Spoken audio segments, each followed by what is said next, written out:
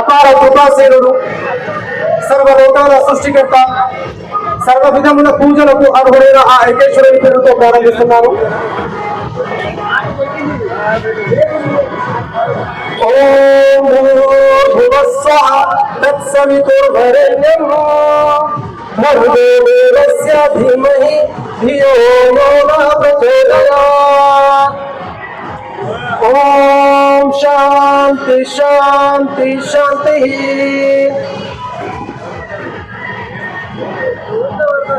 ఓం సహనా భవతు సహనో భునత్తు సహ వీర్యం కరవావహై తేజస్వినావధీతమస్తు మా విద్విషావహై. ఓం శాంతి శాంతి శాంతి. తథాస్తు.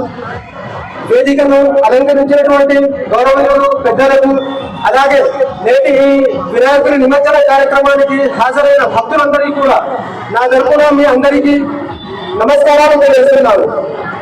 అలాగే సోదర మహాశివారా, ఈ రోజు మనం అందరం కూడా ఐక్యమత్యంతో సోదర భావంతో కలిసిమెలిసి మన భారతదేశంలో నివసిస్తున్నాము అంటే దానికి మొట్టమొదటిగా కృషి చేసింది బాలగంగాధర్ తిలక్ గారు మాత్రమే.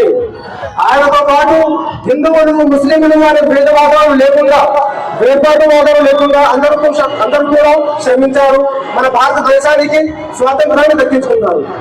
అలాగే సోదర మహాశయులారా, ఈ రోజు మేము ప్రత్యేకంగా వినాయకుడి యొక్క నిమజ్జన కార్యక్రమాన్ని నిర్వహించుకుంటున్నాము. దీంట్లో ముఖ్యంగా మనము గమనించాలి, అదేమిటి అంటే చాలా మంది యువతను మనం చూస్తున్నాము తాగి మరి వినాయకుడి వారికి నిమజ్జన కార్యక్రమాన్ని చేస్తున్నారు. అది మహాపాపము.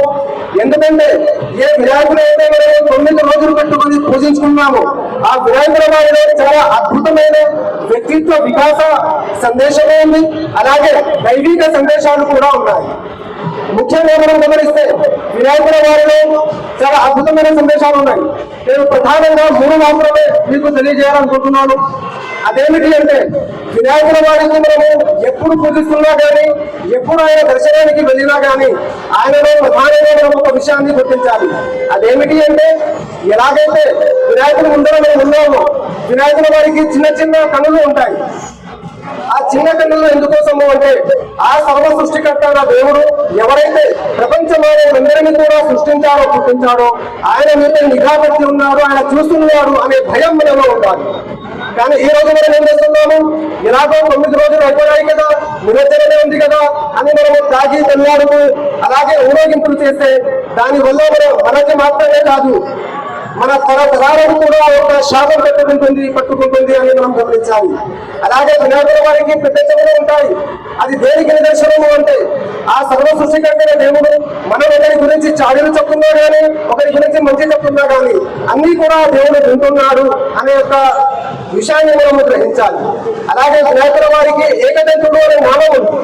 ఆ ఏకదంతుడు ఎందుకోసము అంటే ఆ సర్వ సృష్టికర్త దేవుడు ఎవరైతే ముల్లోకాలను సృష్టించాడో, ఎవరైతే ప్రపంచంలో మానవులందరినీ సృష్టించాడో ఆ సర్వ సృష్టికర్త దేవుడు ఒకే ఒక్కడు అనే సందేశం ఆ ఏకదంతం ద్వారా మనకు మన పూర్వీకులు తెలియజేశారు. ఈ విషయాన్ని మనం గమనిస్తూ మన భారతదేశంలో మనము అందరం కూడా ఐక్యమత్యంతో సోదర భావంతో కలిసి ఉండాలి. ఈ రోజు నేను చూస్తున్నాను కాస్మిక్ గ్రూప్స్ అని, అలాగే ఇతర వేరే వేరే గ్రూప్స్ నుంచి ముస్లిం సోదరులు సైతం ఇక్కడికి వచ్చి మీతో పాటు మీ యొక్క నిమజ్జన ఉత్సవాల కార్యక్రమంలో మేము సైతం సిద్ధము అంటూ అన్నదాన కార్యక్రమాలు, అలాగే నీళ్ల పంపిణీ కార్యక్రమాలు ముస్లిం సోదరులు కూడా నిర్వహించడం చాలా సంతోషకరమైన విషయం.